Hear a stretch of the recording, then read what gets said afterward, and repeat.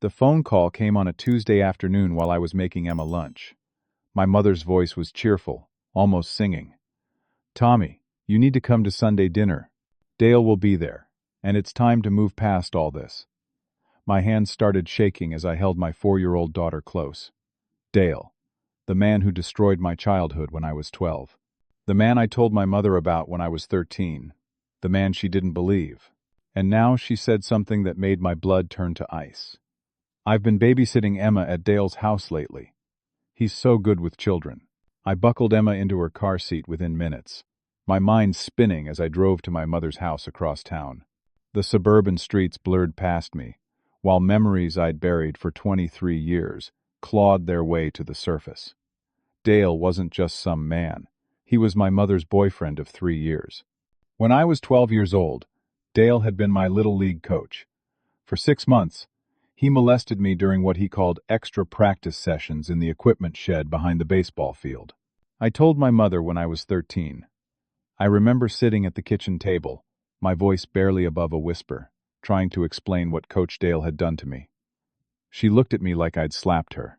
My father had died in a car accident 8 months earlier, and she was drowning in grief. Dale had been there for her, comforting her, helping with bills. She called me a liar, said I was acting out because I missed my dad, said I was trying to ruin her one chance at happiness.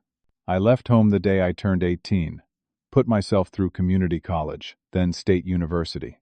I built a life 300 miles away where she couldn't reach me. I only reconnected after Emma was born 5 years ago, hoping maybe motherhood had changed her, hoping she'd be a better grandmother than she was a mother. For a while, it seemed okay. She didn't mention Dale much. I didn't ask. Now, I understood why. I pulled into her driveway and saw her through the kitchen window, baking cookies with Emma's favorite rainbow sprinkles spread across the counter. Linda, my mother, was 58 now, her hair dyed blonde to cover the gray, wearing the floral apron I'd given her last Christmas. She smiled when I burst through the door, like nothing was wrong. "Tommy, I wasn't expecting you until Sunday. Want some cookies? Emma loves when we bake together." "How many times?" My voice came out harsh, loud. "How many times have you taken my daughter to Dale's house?" She blinked at me, still holding the mixing spoon. "Oh, honey, don't start this again. 4 or 5 times over the past couple months. Dale has that wonderful game room in his basement. Emma loves the air hockey table. 4 or 5 times. My daughter had been alone with my abuser 4 or 5 times. You took her there knowing what he did to me. Tommy." She set down the spoon and crossed her arms. "You need to stop this." Dale was investigated back then and cleared. The police found nothing because nothing happened. You were a confused, grieving child who needed attention. There was never an investigation. You refused to file a report because there was nothing to report. Dale is a good man. He found God, Tommy. He volunteers at the church. He's changed my life. And I won't let you ruin this for me again with your lies. I felt like I was 12 again, small and powerless, standing in this same kitchen being told my truth didn't matter. "I'm taking Emma. You won't see her again." "Actually," Linda said, her voice turning cold, "you don't get to make that decision anymore." She walked to the counter and picked up a manila folder. "I've already consulted with an attorney. In this state, grandparents have visitation rights. If you try to keep Emma from me, I'll sue you, and I'll win." She opened the folder and showed me paperwork. Legal letterhead, a lawyer's name, a petition already drafted. "Dale is moving in here next month. We're getting married in the spring. Emma will be coming here every Sunday for family dinner. You can either participate like a rational adult, or you can watch a judge order it. Your choice." I grabbed Emma from where she was coloring at the table. She started crying, confused why Daddy was upset, why we were leaving so suddenly. Linda followed us to the door, yelling that she'd see us in court, that I needed therapy, that I was hurting Emma with my delusions. I drove home in a daze. Emma fell asleep in her car seat, tears still wet on her cheeks. I thought I'd solved the problem by cutting my mother off. I was wrong. This was just beginning. 2 weeks later, a sheriff's deputy knocked on my apartment door and handed me an envelope. Inside was a summons for a grandparent visitation rights lawsuit. My mother was suing for court-ordered access to Emma. Rachel, my ex-wife, and Emma's mother, had been served too. We'd separated amicably 18 months ago, both agreeing we were better as co-parents than spouses. Now we were being dragged into court together. The court date was set for 6 weeks away. I hired an attorney named Stuart Brennan from a firm downtown. He had kind eyes and a gentle manner, but his words weren't comforting. We sat in his office on the 14th floor while he reviewed the case file. "Tommy, I need you to understand what we're facing. In this state, grandparents have strong visitation rights if they can prove an established relationship with the child. Your mother has photos of Emma at her house, birthday cards, Christmas gifts. She kept meticulous records of every time she babysat. Emma even drew pictures of Grandma's house that your mother saved. The judge is going to see a grandmother who loves her granddaughter, and a father who's suddenly cutting off contact, because she's been taking Emma to a child molester's house."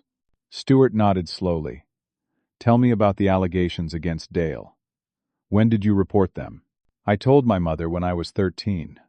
She didn't believe me." "Did you tell anyone else? A teacher? A counselor? Police?" "No. I was a kid.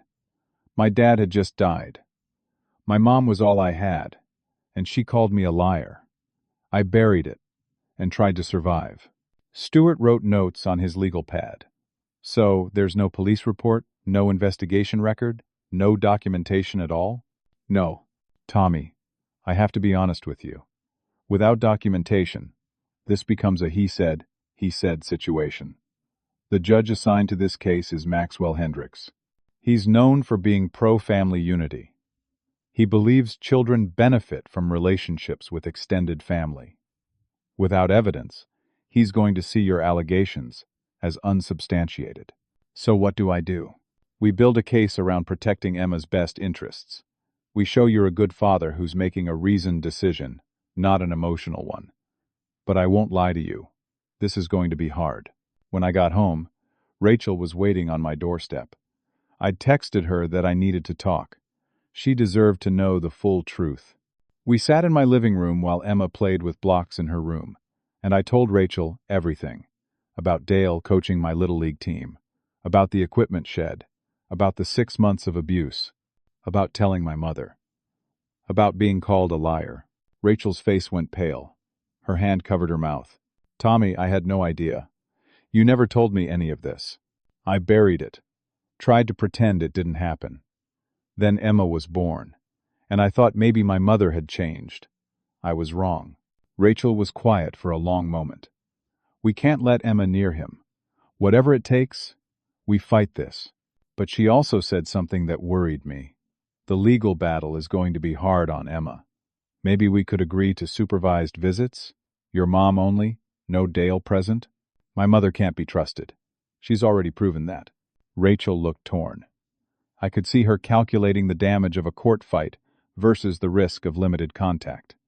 It scared me that she was even considering compromise. Over the next 3 weeks, I became obsessed with finding evidence.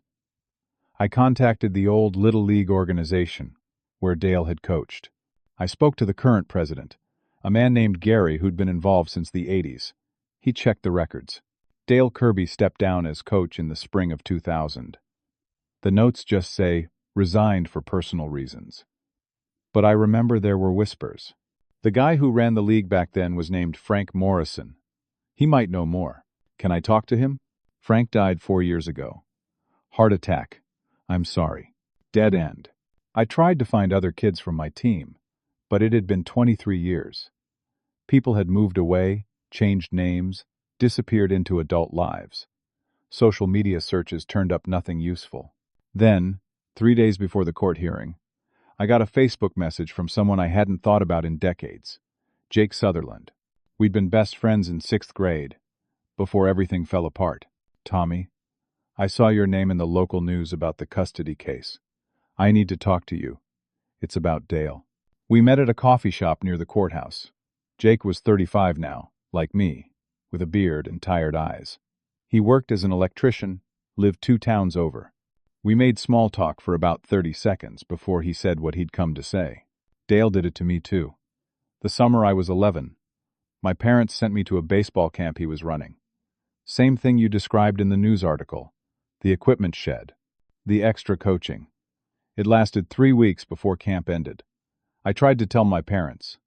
They didn't believe me either. Said I was making it up for attention. We moved to another state that fall. I never told anyone again until now. I felt like I couldn't breathe. Another victim. Corroboration.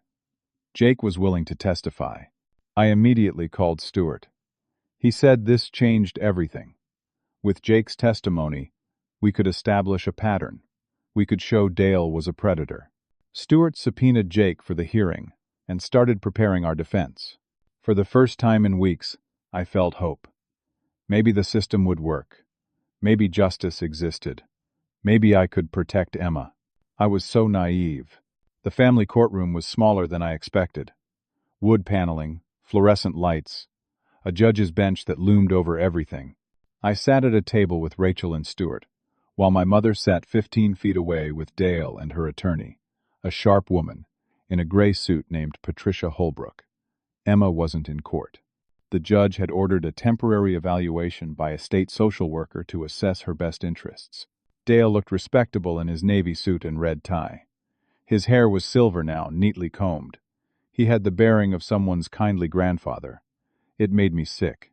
Judge Maxwell Hendricks entered. He was 60, balding, with reading glasses perched on his nose. He looked tired, like he'd seen 1,000 families tear themselves apart in this room. Let's proceed. Miss Holbrook, call your first witness. Linda took the stand. She was dressed in her church clothes, modest and maternal. She dabbed her eyes with a tissue before Patricia even asked the first question. Patricia walked her through the story carefully. Linda talked about losing her husband, my father, 15 years ago, about how grief nearly destroyed her, about how Dale came into her life and saved her, about how much she loved Emma, her only grandchild, about the birthday parties and baking cookies and bedtime stories.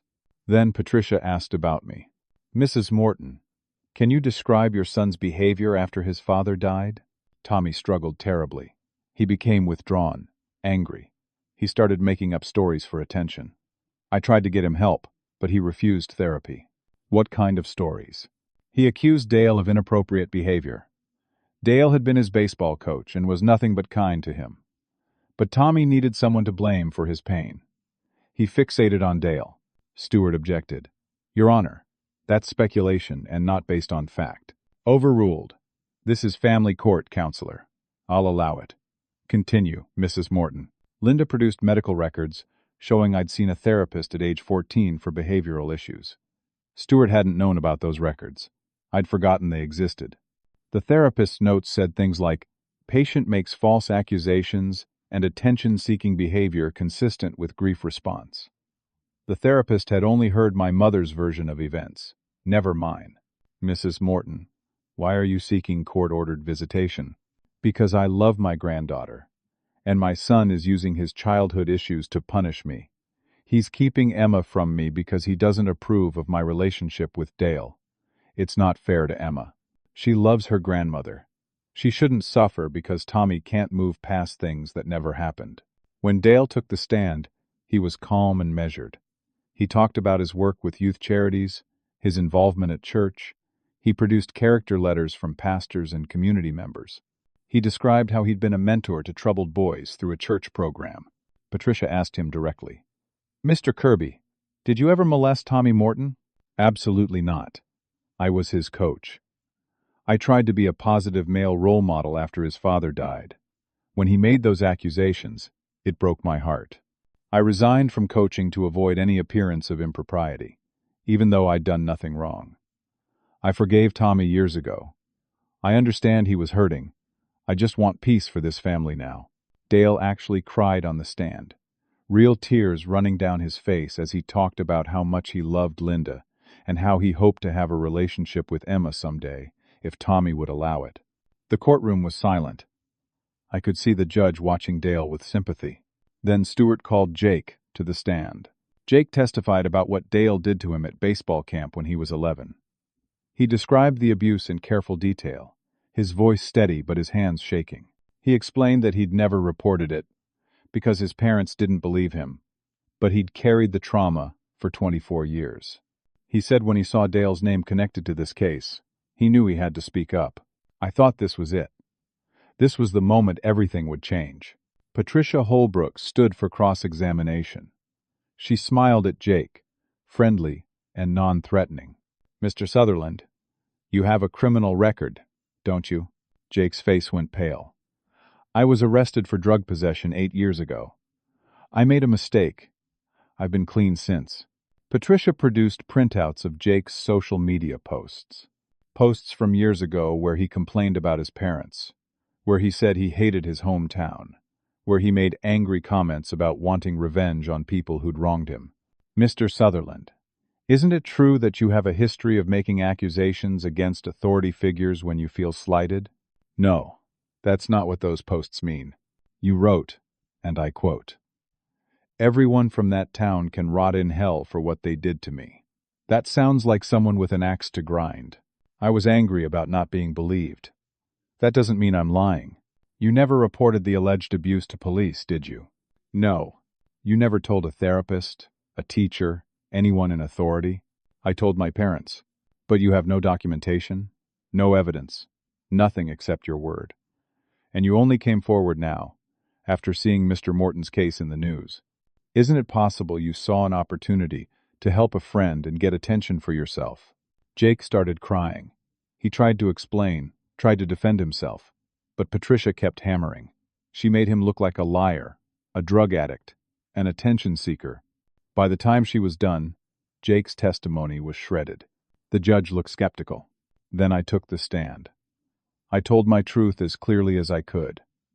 I explained what Dale did to me, how I told my mother, how she didn't believe me. I explained why I was afraid to let Emma near him. Patricia cross-examined me like she was taking apart a machine.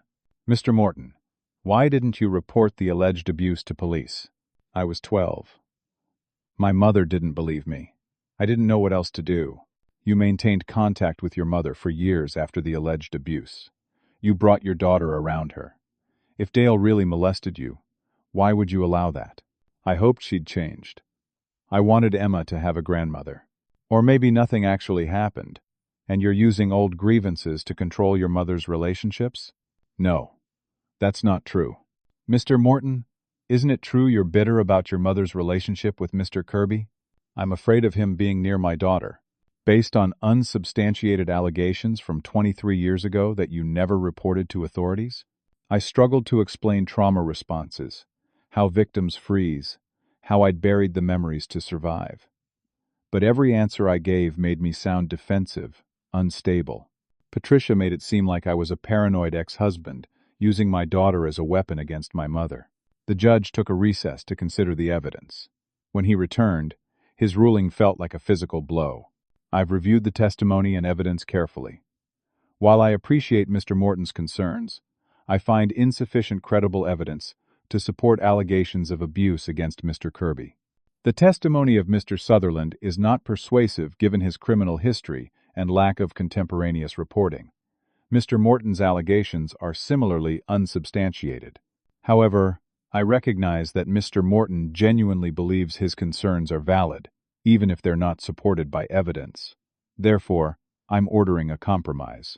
Mrs. Linda Morton will have supervised visitation with her granddaughter Emma, 1 Saturday per month, 4 hours, supervised by a court-appointed monitor. Mr. Kirby will not be present during these visits. This allows the grandmother-grandchild relationship to continue while addressing the father's concerns. I'm also ordering family therapy for all parties to work toward healing these family wounds." Court is adjourned. I sat in stunned silence. I'd lost. Dale couldn't attend the visits, but my mother had won access to Emma, and I knew what would come next. This was just the first battle. As we left the courthouse, I overheard Linda talking to Dale in the parking lot. They were standing by her car, not realizing I was close enough to hear. "Don't worry," Linda said. "Once the monitor sees how normal everything is, we'll petition for unsupervised visits. Then you can join us." Dale's voice was calm, confident. "Just be patient. We always win in the end." I stood frozen behind a pillar, listening to them plan the next phase. They'd won round one. They were already strategizing round two, and I had no idea how to stop them. The first supervised visit happened 3 weeks later at a family resource center on Maple Street. The building was cheerful on the outside, painted yellow with a playground in back, but inside it felt sterile and institutional. The visitation room had cameras in the corners, a worn sofa, and toys scattered on the floor. The court-appointed monitor was a woman named Carol Hughes. She was maybe 55, wearing a cardigan and sensible shoes, with a clipboard and a phone that she checked constantly. She seemed more interested in her text messages than in what was happening in the room. Linda arrived with an enormous shopping bag full of gifts for Emma. New dolls, coloring books, candy. She knelt down and hugged Emma, like they'd been separated for years instead of weeks. "Grandma missed you so much, sweetheart. Look what I brought you." I watched through the one-way glass from the observation room, my stomach in knots. Rachel sat next to me, equally tense. For the first hour, everything seemed normal.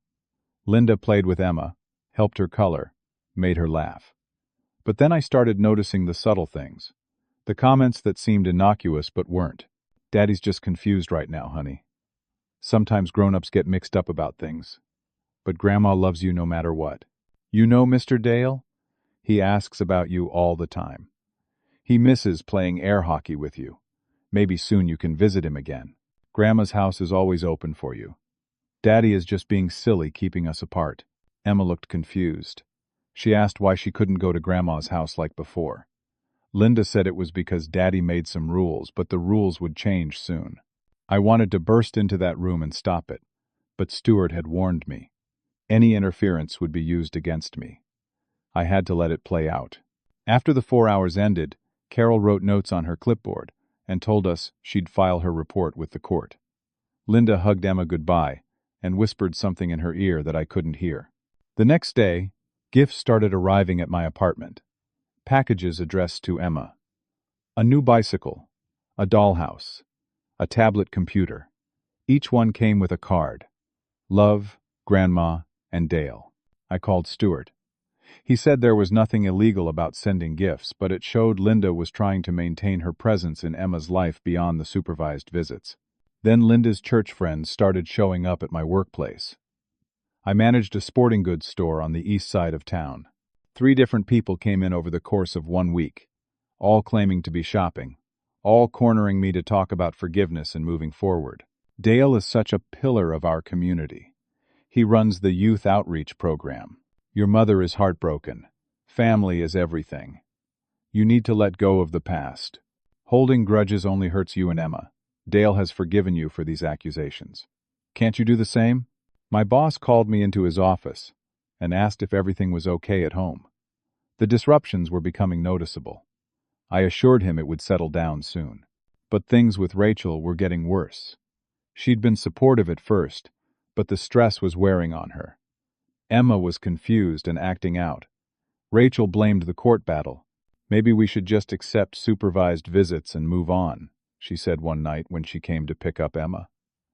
"Your mom seems fine with Emma. Emma loves her. This is hurting Emma more than helping her. You didn't see what Dale did to me. You don't understand what he's capable of. I know you went through something horrible, but that was 23 years ago. People change. Maybe therapy really did help him. Maybe he's not a threat anymore. You're taking their side now?" "I'm taking Emma's side. She's in the middle of a war between you and your mother, and it's destroying her. She cries at night asking why she can't see Grandma. She doesn't understand any of this." I had no good answer.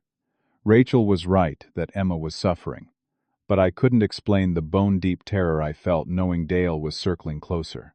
After 3 supervised visits, Carol filed her report with the court.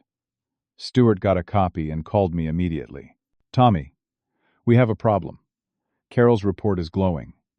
She says Linda is appropriate, loving, and poses no danger to Emma. She's recommending the court move toward unsupervised visits." Carol spent half the visits on her phone. She wasn't even paying attention.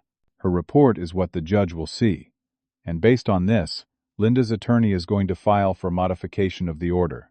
I felt the walls closing in. I'd been outmaneuvered at every turn. The system was failing Emma the same way it failed me. I did the only thing I could think of. I emptied my savings account, $12,000, and hired a private investigator. His name was Marcus Chen, and he came recommended by Stewart. Marcus was in his 40s, former police detective, now running his own investigation firm. I need you to find everything about Dale Kirby. Everywhere he's lived, everywhere he's worked. There have to be other victims. Help me find them. Marcus started digging. He found that Dale had lived in Oregon before moving here, and Colorado before that, and Iowa before that. 3 different states over 30 years. Each time, Dale stayed for 3 to 5 years, then moved. The pattern suggested he was running from something. But finding concrete evidence was harder. Records were sealed or lost. People had moved or died. Paper trails went cold. Marcus said he needed more time and more money. I gave him everything I had. Meanwhile, the 4th supervised visit arrived. Linda seemed more confident this time. Halfway through the visit, Dale showed up at the resource center. I watched through the glass as he appeared in the doorway. Carol looked up from her phone, confused. "I'm just dropping Linda off," Dale said smoothly. "Car trouble. Didn't realize I couldn't come in. I'll leave right away." But before he left, he walked over to Emma, knelt down, handed her a stuffed rabbit. "For you, sweetheart. Grandma told me purple is your favorite color." Emma took the rabbit, shy but smiling. Dale ruffled her hair, told her to be good, and left. The entire interaction lasted maybe 90 seconds. Carol made a note on her clipboard. When Stewart got Carol's updated report, he called me with bad news. She noted that Dale's brief interaction with Emma was appropriate and warm. She wrote that Emma responded positively and showed no signs of fear or distress. "Tommy, they're building a case that Dale is safe around Emma." 2 weeks later, Linda's attorney filed a motion to modify the visitation order. They requested unsupervised visits, 4 hours every other Saturday at Linda's home. Dale would be allowed to be present. The hearing was scheduled for 3 weeks away. Marcus was still searching for evidence, but time was running out. He'd found hints of complaints in Oregon and Colorado, but nothing concrete. No police reports, no filed charges, nothing that would hold up in court. Stewart prepared the best defense he could, but without new evidence he was pessimistic. The judge is going to see 4 successful supervised visits, glowing reports from the monitor, and a brief positive interaction with Dale. Unless we can present something substantial, he's going to grant unsupervised visits. The hearing felt like a formality. Patricia presented Carol's reports, photographs of Emma smiling during visits, Linda's testimony about how much she missed having real time with her granddaughter. Dale testified about his desire to be part of Emma's life, his love for Linda, his hope for family healing. Stewart argued that supervised visits were working well, and there was no reason to change the arrangement. But even he sounded like he was going through the motions. Judge Hendricks barely deliberated. "I find that supervised visitation has been successful. Mrs. Morton has demonstrated appropriate behavior. The brief interaction between Mr. Kirby and the child was positive. I see no credible evidence that unsupervised visitation poses a risk. Therefore, I'm modifying the order. Mrs. Morton will have unsupervised visitation with Emma, 4 hours every other Saturday at her residence. Mr. Kirby may be present. This order is effective immediately." Then the judge looked directly at me. "Mr. Morton, I understand you have concerns, but this court cannot make decisions based on unsubstantiated allegations from decades ago. You've had multiple opportunities to present evidence, and you've failed to do so. I'm warning you now that continued attempts to alienate your daughter from her grandmother could result in modifications to custody arrangements. Do you understand?" I understood. I was being threatened. If I kept fighting, I might lose Emma entirely. The first unsupervised visit was scheduled for 2 weeks away. I had nightmares every night. Images of Dale with Emma. Images of history repeating itself. Images of failing to protect my daughter the way my mother failed to protect me. Rachel was furious with me. She thought I was being obsessive, letting trauma control my judgment. She suggested I needed more therapy, that I was having a mental health crisis. I felt completely alone. The system had failed me. My ex-wife doubted me. My mother had chosen my abuser over me, and now over Emma. And in 2 weeks, my 4-year-old daughter would be alone in a house with the man who molested me. I had no plan, no strategy, no hope, just terror. The day arrived like an execution date. I met Linda in a parking lot at noon to hand over Emma. Dale sat in the passenger seat of Linda's Honda, smiling and waving. Emma was nervous, clinging to my leg. "It's okay, baby," Linda said cheerfully. "Grandma made your favorite lunch, mac and cheese with the dinosaur shapes. And Mr. Dale set up the sprinkler in the backyard. We're going to have so much fun." I buckled Emma into the booster seat in Linda's car. Emma looked at me with big, worried eyes. "When will you pick me up, Daddy?" "4 hours, sweetheart. I'll be right here at 4 o'clock." I watched them drive away. Dale turned around in his seat to talk to Emma, and I felt physically sick. Rachel had Emma for the week, and she'd agreed to this visit, even though I had begged her not to. She said the court had ordered it, and we had no choice. She was probably right, but I hated her for it anyway. I couldn't just go home. I drove to Linda's neighborhood and parked 3 streets away. I walked to a spot where I could see her house through the trees. I had binoculars in my jacket pocket. I felt like a stalker, but I didn't care. I needed to know Emma was safe. For the first 2 hours, they played in the backyard. I watched through the binoculars as Emma ran through the sprinkler. Linda sat in a lawn chair, reading a magazine. Dale taught Emma how to throw a baseball. He showed her the proper grip, stood behind her with his hands over hers, guiding her motion. It was exactly how he'd groomed me. The patient teaching, the gentle physical contact, the building of trust before the betrayal.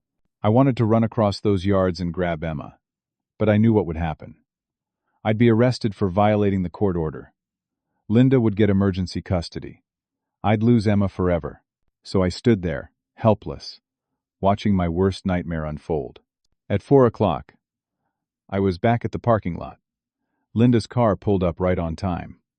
Emma bounced out, chattering about her fun day. "Daddy, I hit the ball 3 times. And we had ice cream. And Mr. Dale has baseball cards from when you were little. He showed me in the garage."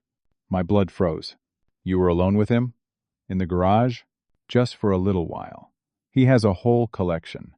Some of the players are really old, like from the 1980s. I looked at Linda. "You left them alone?" "For 5 minutes, Tommy. I was right inside the house." Dale was showing her his baseball cards. It was innocent. We agreed Dale wouldn't be alone with her. "Don't be ridiculous. They were in the garage with the door open.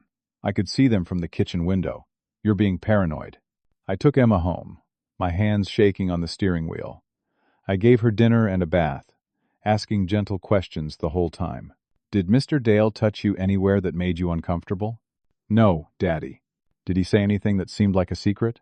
"He said the baseball cards were special, and we should look at them together next time, too." Next time. He was already planning next time. I examined Emma carefully. No bruises, no signs of physical harm. But I knew how this worked. The grooming starts slow, building trust, finding private moments, testing boundaries. The actual abuse comes later, once the child is comfortable and confused and doesn't know how to say no. I called Stuart that night, frantic. He was alone with her. In the garage. Linda left them alone. For how long? 5 minutes. Maybe 10. "Tommy, I know you're scared, but 5 minutes looking at baseball cards isn't evidence of abuse. If you call CPS over this, it's going to look like you're harassing them." He's grooming her. I know what I'm seeing. Then we need actual evidence. Right now you have nothing. The next day, I called Child Protective Services anyway. I couldn't live with myself if I didn't. An investigator named Angela Rodriguez came to my apartment that afternoon. She was young, maybe 30, with kind eyes and a gentle voice. She listened to my story, took notes, asked good questions. "Mr. Morton, I believe you experienced trauma as a child, and I understand your concerns. But CPS can only act when there's evidence of actual abuse or imminent danger. What you're describing is concerning behavior, but it's not enough for us to remove a child or restrict court-ordered visitation." So I just wait until he hurts her? I'm going to interview Emma.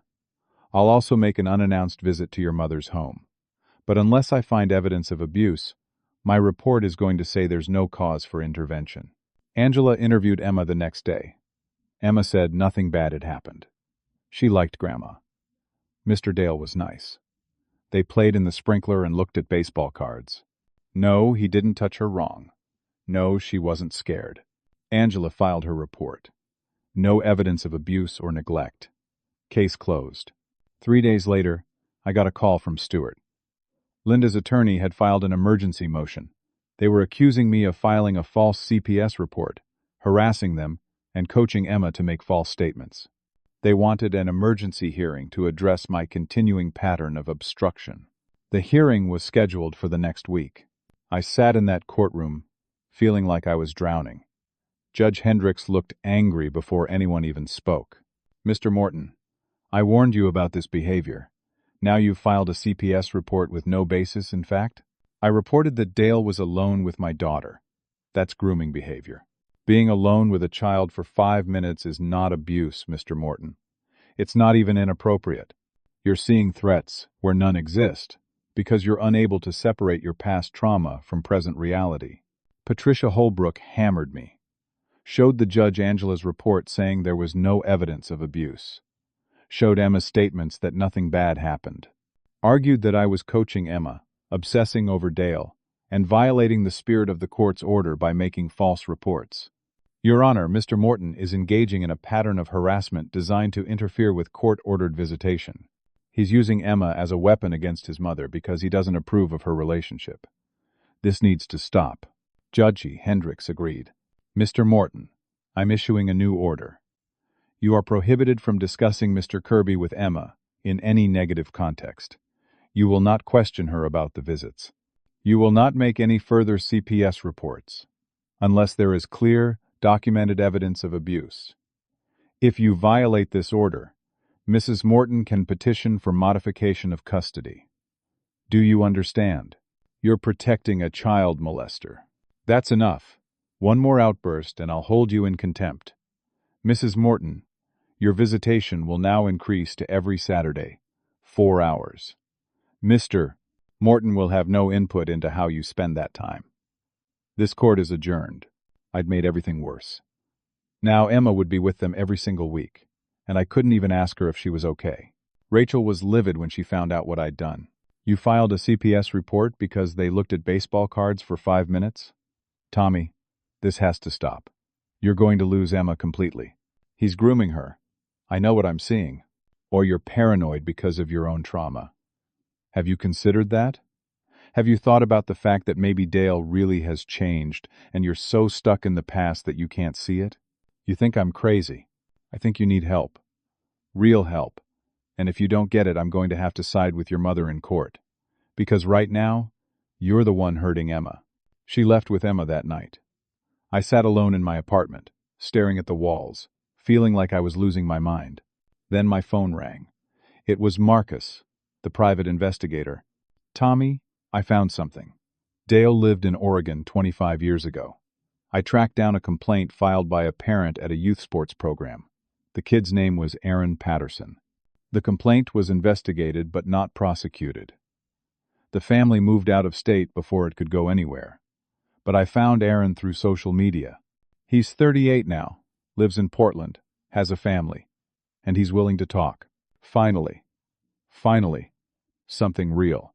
I booked a flight to Portland that night. Aaron met me at a coffee shop near his house. He was a software engineer, married with 2 kids, looked like a regular suburban dad. But when he started talking, I saw the same pain in his eyes that I saw in the mirror. Dale coached my basketball team when I was 13. He offered to give me extra help after practice. It started just like you described. Patient, kind, building trust. Then one day, he locked the equipment room door. Aaron had told his parents. They'd believed him and filed a complaint with the police.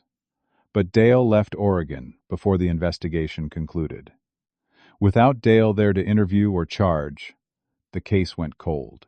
Aaron's family moved to escape the rumors and whispers. Aaron spent years in therapy dealing with the trauma. I've healed as much as I can. I have a good life now. But when you called and said he's around your daughter, I had to help. I'll testify. I'll do whatever you need. I flew home with new hope. Aaron had documentation. Therapy records that referenced the abuse. The old police report. He was credible, stable, and willing to fight. Stuart was cautious, but encouraged. This is different from Jake. Aaron reported it at the time. There's documentation. This could change things. But before we could schedule a hearing to present the new evidence, Linda struck first. I came home from work to find a sheriff's deputy at my door. Another envelope. Another summons. This time, Linda was petitioning for emergency custody of Emma. The petition said I was mentally unstable, obsessed with false accusations, and posed a danger to Emma's emotional well-being. Linda submitted evidence. The CPS report I'd filed, documentation of my harassment, a statement from Rachel saying I was having panic attacks and needed psychiatric help. Rachel had betrayed me. She'd given Linda ammunition to take Emma. The emergency hearing was in 48 hours. I called Stuart in a panic. He said we'd present Aaron's evidence, but he warned me that emergency hearings were narrow. The judge wouldn't want to hear about Dale's past. He'd only care about whether Emma was in immediate danger from me. The hearing was brutal. Rachel testified that I was having a mental health crisis, that I was obsessing over Dale, seeing threats everywhere, unable to function normally. She said Emma needed stability, and I couldn't provide it right now. Linda cried on the stand about how scared she was for Emma, how I'd become erratic and dangerous, how Emma deserved better. A court-appointed psychologist testified that I showed signs of unresolved trauma, manifesting as paranoid ideation, that I needed intensive treatment before I could be trusted with unsupervised custody.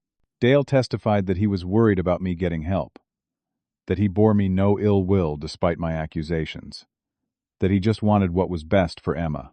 Stuart tried to present Aaron's evidence. Judge Hendricks cut him off. Counselor, this hearing is about whether Emma is safe in her father's custody right now. Allegations about Mr. Kirby from 25 years ago are not relevant to that question. Your Honor, it goes to why my client is concerned. Your client's concerns are not based in current reality. They're based on trauma. That's clear from the evidence. I'm not going to litigate decades-old allegations in an emergency custody hearing. The judge ruled from the bench. I find that Mr. Morton is currently unable to provide stable care for Emma due to untreated mental health issues. Therefore, I'm granting Mrs. Morton temporary emergency custody for 90 days. Mr. Morton. Morton will have supervised visitation, 1 hour per week. Mr. Morton is ordered to undergo psychiatric evaluation and treatment. At the end of 90 days, we'll review the situation.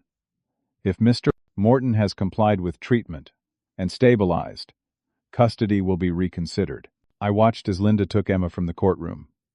Emma was crying, reaching for me, not understanding why she couldn't come home with Daddy.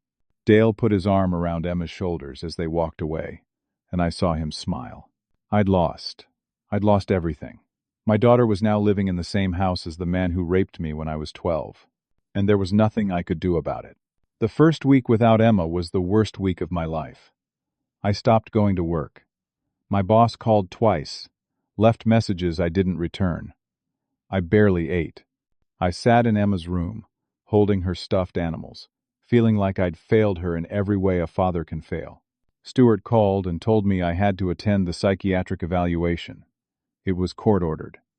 If I didn't comply, I'd lose Emma permanently. So I dragged myself to the office of Dr. Place. Helen Morrison, a psychiatrist in a building downtown. Dr. Morrison was maybe 60, with gray hair and a calm presence. She didn't judge me. She listened to my whole story, took detailed notes, asked thoughtful questions. At the end of 3 sessions, she gave me her diagnosis. You have post-traumatic stress disorder stemming from childhood sexual abuse. Your fears about Dale are rooted in real trauma. That doesn't make them delusional. But it does mean you need treatment to process that trauma so you can function effectively as a parent. Her report recommended intensive trauma therapy. It noted that my concerns about Dale were understandable given his history, but that I needed to develop coping mechanisms to manage anxiety and protect Emma without self-destructing. It was the most sympathetic thing anyone in the system had said to me. But it didn't get Emma back. My 1-hour supervised visit each week happened at the same family center where this nightmare had started. Emma was different, quieter. She didn't make eye contact easily. When I tried to hug her, she was stiff in my arms. After the second visit, I asked the new monitor if Emma seemed okay to her. "She seems well adjusted to her living situation," the monitor said, not looking up from her clipboard. During the third visit, Emma finally opened up. We were coloring together, just the two of us in the corner of the room. She leaned close and whispered, "Daddy, Mr. Dale comes into my room at night." My heart stopped. "What does he do, baby?" "He touches my hair, and he tells me secrets." I kept my voice calm, gentle, even though I was screaming inside. "What kind of secrets?" "He says you're sick and we have to be quiet so Grandma doesn't get sad. He says it's our special time." Special time. The same words he used with me. I immediately called the monitor over. "You need to document this. Emma just disclosed concerning behavior." The monitor looked uncomfortable but wrote it down. She said she'd file a report. I called Dr. Barnes, the custody evaluator the court had appointed for the 90-day review. I told him what Emma had disclosed. Dr. Barnes said he'd interview Emma separately. 2 days later, Dr. Barnes called me. I spoke with Emma. She confirmed that Dale enters her room at night. He touches her hair and talks to her. She says it makes her uncomfortable, but nothing physical has happened beyond that. That's grooming. That's exactly how predators build trust before they escalate. I agree it's concerning. I'm filing an emergency report with the court. Angela Rodriguez from CPS reopened her investigation. She interviewed Emma, Linda, and Dale. Dale denied entering Emma's room alone. Linda said Dale sometimes checked on Emma when she had nightmares, but Linda was always with him. Emma was caught between two stories. She was 4 years old, confused, scared. When Angela interviewed her with Linda present, Emma said she might have been dreaming about Mr. Dale coming to her room. Maybe it wasn't real. Linda's attorney filed a response, claiming I was coaching Emma during supervised visits.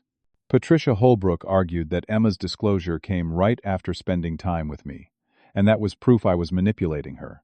Mr. Morton is systematically destroying his daughter's sense of security by planting false memories and fears. Emma was perfectly happy until these visits started. Now she's confused and scared because her father is coaching her to make accusations. An emergency hearing was scheduled. Judge Hendricks looked exhausted with all of us. "Mr. Morton, did you discuss Mr. Kirby with Emma during your supervised visit?" I asked her if she was okay. She volunteered that Dale comes to her room. I didn't plant that idea. "Mrs. Morton, does Mr. Kirby enter Emma's room at night?" Linda was crying. "Sometimes Emma has bad dreams. I asked Dale to check on her while I warm up milk. He's never alone with her for more than a minute. It's completely innocent." "Mr. Kirby?" Dale looked sad, wounded. "I would never do anything inappropriate. If Emma is uncomfortable with me checking on her, I'll stop. I only want her to feel safe." Dr. Barnes testified that Emma's disclosure was concerning and consistent with grooming behavior. But he also admitted that Emma recanted parts of her story and seemed confused about what was real. Judge Hendricks made a new order. Dale could not be alone with Emma under any circumstances. Linda had to be in the same room at all times. An ankle monitor would be placed on Dale to track his movements and ensure compliance. "But," the judge added, looking at me, "Emma remains in Mrs. Morton's custody. The monitor will ensure compliance. Mr. Morton, you are forbidden from discussing this issue with Emma. If there's another disclosure that appears to have been prompted by you, I will terminate your visitation entirely." I'd gotten a small protection for Emma, but she was still living there, still at risk. The ankle monitor was installed on Dale 3 days later. He had to check in with a monitoring service twice daily. If he entered Emma's bedroom, an alert would go off. But I knew ankle monitors could be removed. I knew Dale was smart, and I knew the grooming would continue, just more carefully. I was running out of time and options. Stewart told me that violating court orders at this point would end my case permanently. But I couldn't just sit back and wait for the system to save Emma. The system had already failed both of us. Then I remembered something Aaron had said when we met in Portland. There have to be other victims. Men like Dale don't stop. I called Aaron. I called Jake. I told them we needed to find everyone Dale had hurt. We created a private group online and started systematically researching Dale's history. We found he'd lived in 5 different states over 30 years. Iowa, Colorado, Oregon, Washington, and now here. Each time he stayed 3 to 5 years before moving. The pattern was clear. He was running. We cold-called youth sports organizations, church groups, community centers. We asked about Dale Kirby, about complaints, about incidents. Most people didn't remember or wouldn't talk. But slowly, we started finding threads. In Colorado, we found a youth basketball program Dale had worked with 18 years ago. The director remembered Dale well. We had an incident. Dale was inappropriate with one of the boys. The family wanted to press charges, but Dale disappeared before the police could finish their investigation. Case went cold. The director remembered the victim's name, Justin Walker. We tracked Justin down through social media. He was 32 now, living in Denver, working as a high school teacher. When Aaron reached out to him, Justin responded within an hour. I've been waiting for someone to ask me about Dale for 14 years. I'll help however I can. Justin had told his parents immediately. They'd believed him and called the police. But Dale fled Colorado before the investigation concluded. Without a suspect to interview, the case died. Justin had spent years in therapy. He had documentation of everything. Now we had 4 victims spanning 3 decades. Aaron, Jake, Justin, and me. The pattern was undeniable. We compiled everything.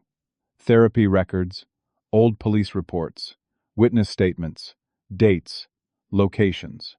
Marcus helped us organize it professionally. I presented it all to Dr. Barnes. He was stunned. This changes everything. This is a clear pattern of predatory behavior.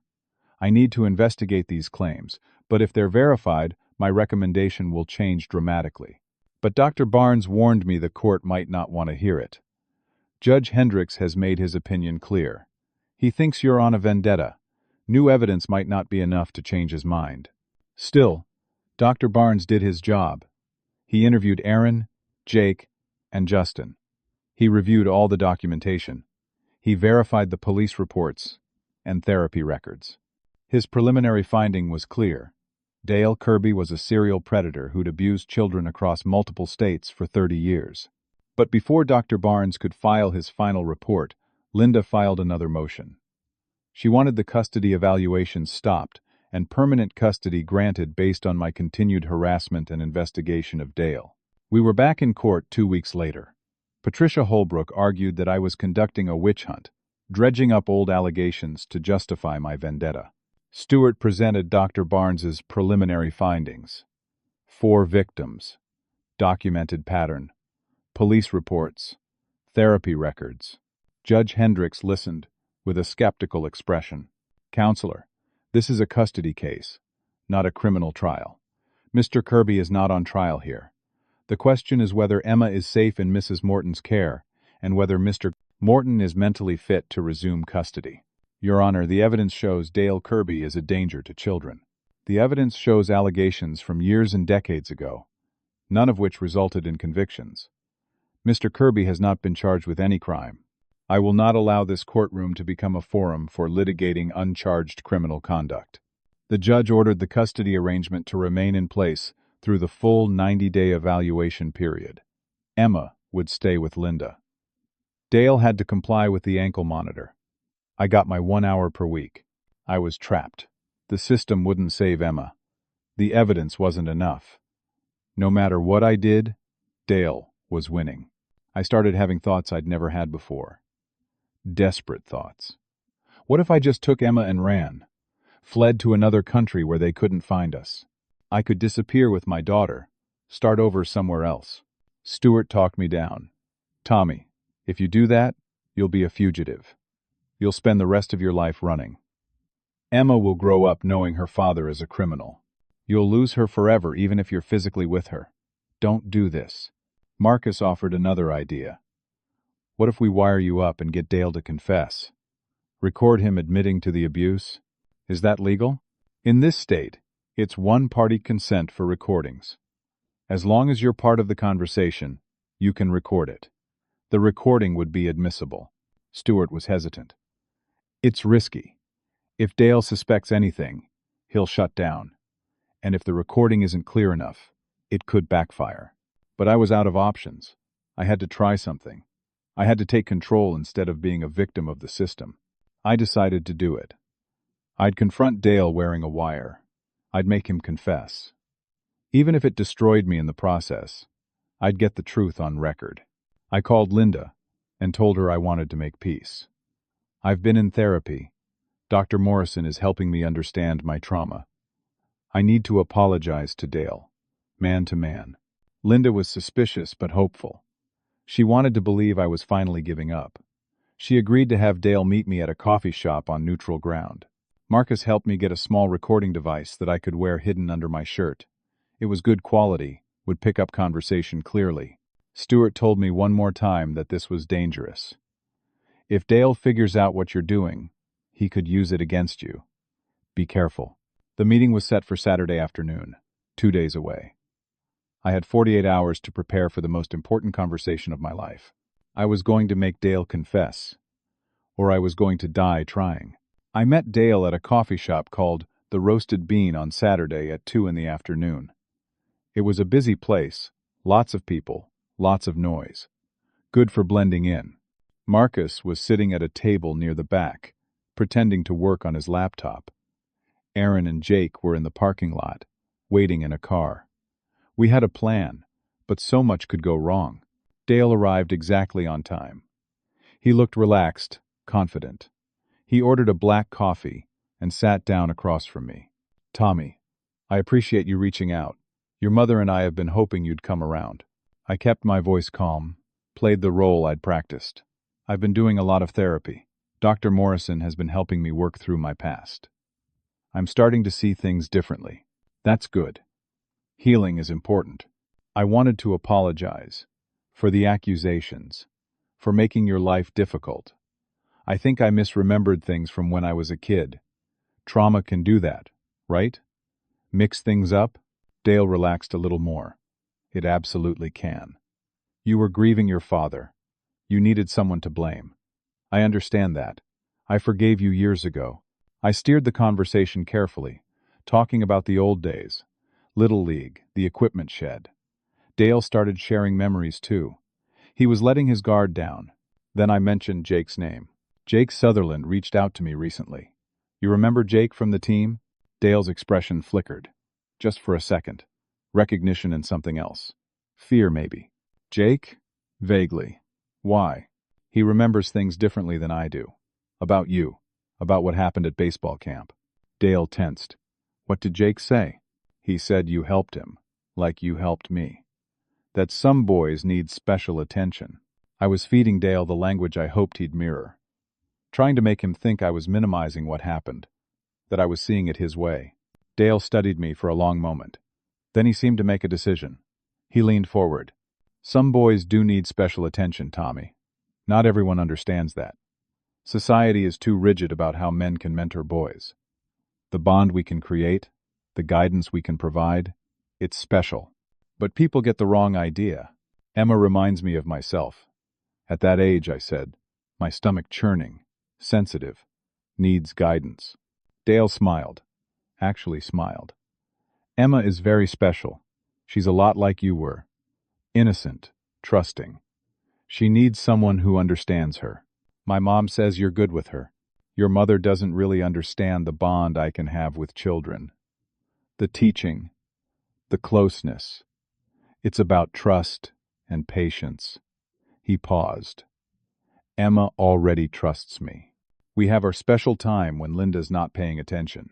He'd admitted it. He was planning to abuse Emma. I forced myself to keep going. I've been thinking about all the boys over the years, the ones who needed that guidance. Dale nodded. There have been many. In Iowa, Colorado, Oregon. Boys whose parents didn't understand them. Boys who needed someone to show them attention, affection.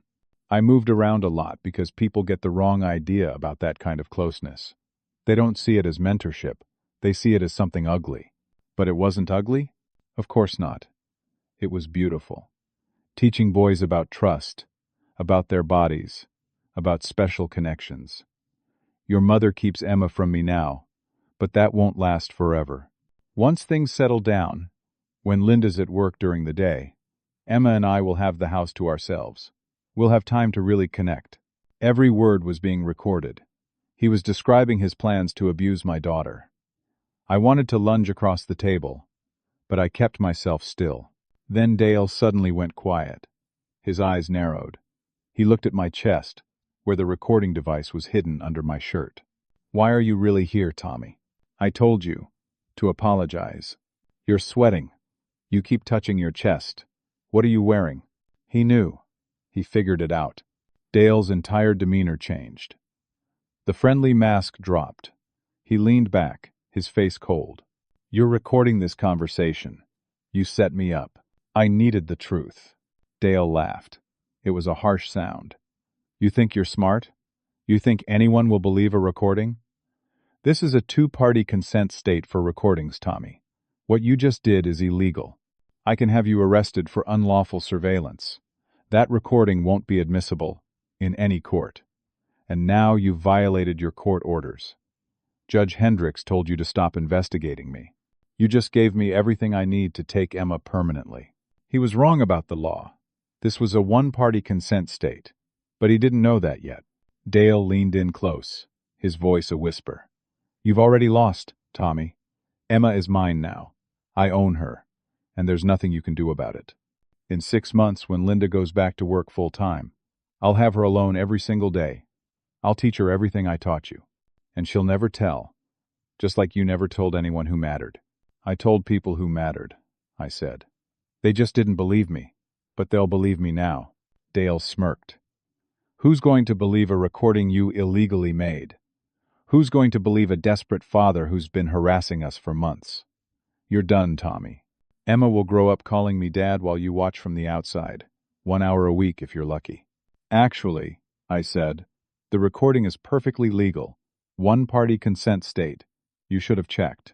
Dale's face went pale.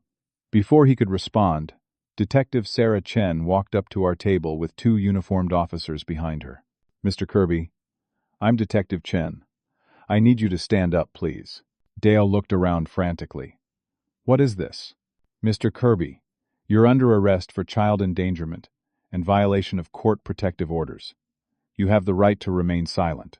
This is entrapment. He set me up. You admitted on a live-streamed recording, which I was monitoring, that you've abused multiple children and that you plan to abuse Emma Morton. That admission, combined with testimony from 4 documented victims in violation of your court order not to be alone with the child, gives me probable cause. You're under arrest. Marcus had been live-streaming the entire conversation to a private group that included Detective Chen, Dr. Barnes, Angela Rodriguez from CPS, and the district attorney's office. While the recording alone might have been challenged in court, Dale's confession witnessed live by a detective was unimpeachable. The officers handcuffed Dale. He was screaming that I'd set him up, that it wasn't fair, that he'd been framed. They led him out of the coffee shop while everyone stared. I sat there shaking, barely believing it had worked. Detective Chen sat down across from me. That was brave and stupid in equal measure. But you got him. We'll take Emma into protective custody immediately. She'll be safe while we sort this out.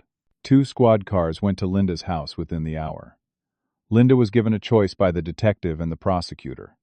Cooperate and face lesser charges, or fight and face charges for knowingly endangering a child. Linda finally broke. I heard about it later from Stuart. She collapsed in her living room, sobbing. With her attorney present, she admitted she'd known. She'd suspected Dale had abused me. She'd chosen to believe his denials because facing the truth meant confronting what she'd allowed to happen. After my father died, she'd been desperate and lonely. Dale had love-bombed her, made her feel special, She'd chosen her own comfort over her son's safety, and then over her granddaughter's safety. She begged to talk to me. I refused. Stewart said she'd have to face charges, probably probation, and mandatory therapy. She'd lose custody of Emma permanently. The district attorney filed charges against Dale within days. Multiple counts of child endangerment, attempted child abuse, violation of court orders. With Dale's recorded confession and testimony from Aaron, Jake, Justin, and me, the case was solid. Aaron, Jake, and Justin all flew in to meet with the DA. They gave full statements. More victims started coming forward after the arrest made the news. A man from Iowa, 2 from Washington. Dale had abused children for over 30 years in 6 different states. The DA said Dale was looking at 40 years minimum if convicted. At 63, that was effectively a life sentence. Dale's bail hearing was held a week later. The judge denied bail, citing flight risk and danger to the community. Dale would stay in county jail until trial. Emma was released to my custody immediately. Rachel apologized for doubting me, for not believing me sooner, for almost siding with Linda in court. We agreed to co-parent more closely, to get Emma into trauma therapy, to work together to help her heal. Emma was scared and confused at first. She didn't understand why she couldn't see Grandma anymore, why Mr. Dale was gone, why everything had changed. But slowly, with therapy and patience and love, she started to understand. She started to feel safe again. The nightmares came for both of us. Emma would wake up crying, thinking Mr. Dale was in her room. I'd hold her and tell her he was gone. He couldn't hurt her. Daddy was here. And sometimes I'd have my own nightmares, reliving the equipment shed, the abuse, the years of not being believed. But we were healing. Together. 3 months later, Dale pleaded guilty to multiple charges in exchange for a sentence of 35 years without parole. He'd be 88 before he was eligible for release. The DA said taking it to trial would be traumatic for all the victims, and the plea ensured Dale would die in prison. I was there for the sentencing. So were Aaron, Jake, and Justin. The 4 of us sat together in the courtroom, united by our shared trauma and our shared victory. The judge asked if anyone wanted to make a victim impact statement. I stood up. Your Honor, Dale Kirby destroyed my childhood. He made me believe I was worthless, that no one would believe me, that the abuse was my fault. My own mother chose him over me, chose her comfort over my safety. For 23 years, I buried that trauma and tried to pretend it didn't matter. But when he tried to do the same thing to my daughter, I realized silence protects abusers, not victims. I found my voice. I fought back, and I won. Emma is safe. Dale will die in prison, and every other child in this world is safer because he's locked away. That's justice. The judge sentenced Dale to 35 years in state prison. Dale was led away in shackles, and I watched him go with something I'd never felt before: peace. Linda wrote me a letter from her court-ordered therapy program. She didn't ask for forgiveness. She just acknowledged the truth. She said she'd failed me as a mother, that she'd chosen her own needs over protecting her child, that she'd live with that guilt forever. She said she understood if I never spoke to her again. I kept the letter. I didn't respond. Maybe someday I would, but not yet. Emma started thriving again. She laughed more. She played without fear. She talked about becoming a teacher when she grew up so she could protect other kids. She was going to be okay. We both were. I learned something through all of this. I learned that protecting someone you love means fighting even when everyone tells you you're wrong. It means believing your truth even when the system doesn't believe you. It means finding your courage in the darkest moments, when giving up seems easier than going on. My mother chose denial over protecting her child. I chose to fight for mine. That's the difference between being a victim and being a survivor. The system failed me. It failed Emma. It almost let a predator win. But I didn't stop. I built my case. I found my people. I fought like hell. And in the end, I got justice. Not from the system, but in spite of it. If you're out there carrying abuse in silence, I want you to hear this. Speak up. Find people who believe you. Build your case piece by piece. Fight even when it seems hopeless. Because silence protects abusers, not victims. Your voice matters. Your truth matters. And you deserve to be believed. I got Emma back. I got justice. I got my voice. That's my victory. And it's proof that sometimes, if you fight hard enough, you can save the people you love from the monsters who hurt you. Emma and I go to the park now on Saturday afternoons, the same hours Linda used to have her for visits. Emma plays on the swings, runs through the grass, laughs with other kids. I sit on a bench and watch her, and I feel something I never thought I'd feel again. Peace. I chose my child over comfort. I chose truth over silence. I chose to be the father my mother never was as a parent. And I won. That's the most important thing I can tell you. You can win. Even when the system fails you. Even when people don't believe you. Even when it seems impossible.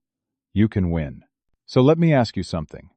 If you were in my position, if your child was in danger and no one believed you, how far would you go to protect them? Would you risk everything? Would you fight when the system told you to stop? I'd love to hear your thoughts in the comments below. If this story moved you or made you think, please hit that like button. It helps others find this story who might need to hear it. And subscribe to this channel because I'll be sharing more stories about ordinary people who faced extraordinary challenges and found their courage. Share this video with someone who needs to hear that their voice matters, that their truth matters, that they deserve to be believed. Thank you for listening to my story. Thank you for bearing witness to Emma's story. And thank you for believing survivors. I hope you found something in this that touched you, that helped you, that reminded you that even in the darkest moments, there's hope. Take care of yourselves, protect the people you love, and never stop fighting for what's right.